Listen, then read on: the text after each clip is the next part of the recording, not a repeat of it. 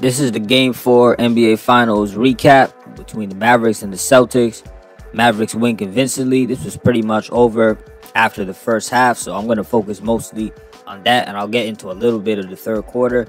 But let's start off with defense. That was the name of the game for the Dallas Mavericks, and on one of the very early plays, Luka Doncic was on the perimeter guarding Jason Tatum, and he did a really good job. He moved his feet, stayed in front of Tatum, stayed in between him and the basket.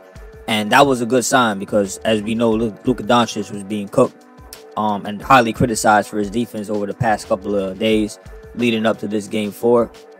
There was another play when Luka was guarding Jrue Holiday. Jrue Holiday was dribbling, and Luka anticipated his dribble at the right time, poked the ball loose, got the ball, went back on the other side of the court, and started posting up Jrue Holiday, spun out of the post, gave him a little fake. Jrue Holiday bit on it just a bit. It was subtle. And he scored. So defense leading to offense. That was Luka Doncic. I think with Luka, it's the consistency. He'll have plays where he looks like a very decent defender. Other times he'll have plays where he's getting blown by. As y'all know, you've seen that stat going around about most people blown by Luka throughout the playoff series or whatever. He has his moments where he looks good. He has his moments where he looks bad. Also, there was a play in the first quarter, just to give y'all a little bit of offense, that stood out to me. Derek Lively hit a three-pointer. Luka dribbled. The defense collapsed on him. And Derek hit a three. I've seen reports that he could actually shoot that three-pointer. That'll be big moving forward. It'll open up Mavericks offense so much more, where instead of just coming off a pick and roll and rolling towards the basket, now you can fade out to the three-point line. Teams got to respect it. Or you can space out the floor even more and stand in that corner at that three-point line from time to time. Though I think his game is more predicated on actually catching that lob, it just gives an extra threat.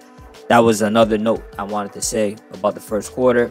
It ended with the Dallas Mavericks holding the Celtics to just 21 points. It would have been 18 had Derek White not hit a very, very tough shot towards the end. In the second quarter, the Dallas Mavericks picked up right where they left off. It was more defense, and more defense. At the start, Tatum had Lively guarding him. He drove by him, mismatch. Josh Green was right there and helped out and made a tremendous defensive play to stop him. Usually it's the other way around, where you would see a Josh Green on the perimeter, and if Tatum gets by him, Lively steps in. It was like in reverse. It was just a great play. Dallas Mavericks rotations were also a lot better. Last game, in my other recap, I said how the rotations were slow. It looked like they were 3 to 5 seconds too late. While the other Celtics player had the ball shooting the three-pointer, they were still running across the court. This time it was quick. If they double teamed, it was quick. Guys were getting to who they needed to as the ball was moving. There was no really easy shot for the Celtics.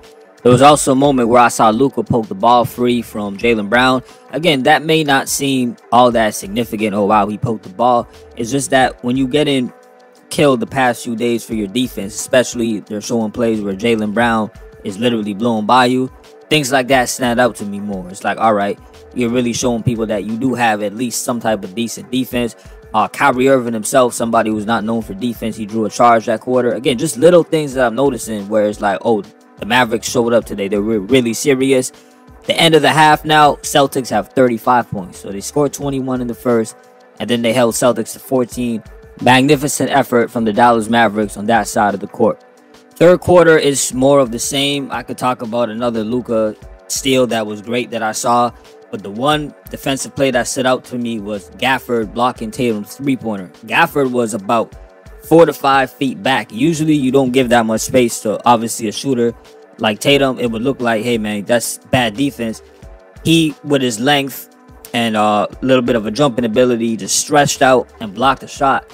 From a basketball perspective, the philosophy is usually it's hard to block a three-pointer, especially a good shooter, which is why you don't see a lot of 4-point plays or even guys going to the line shooting 3 shots as opposed to other common fouls that we see in the game. That was just a great play from Daniel Gafford.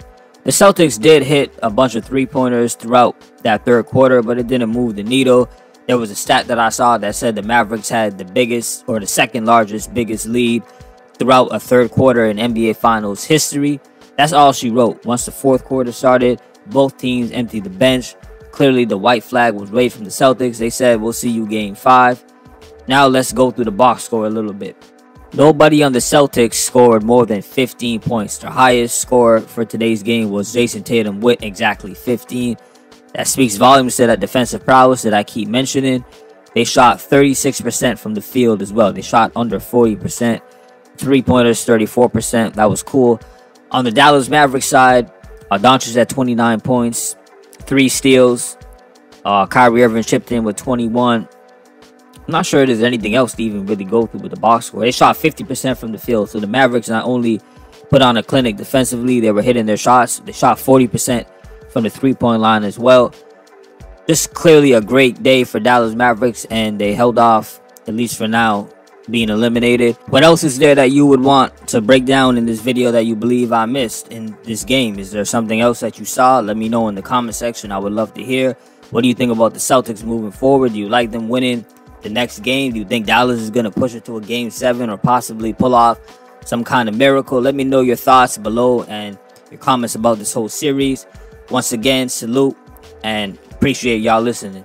Peace.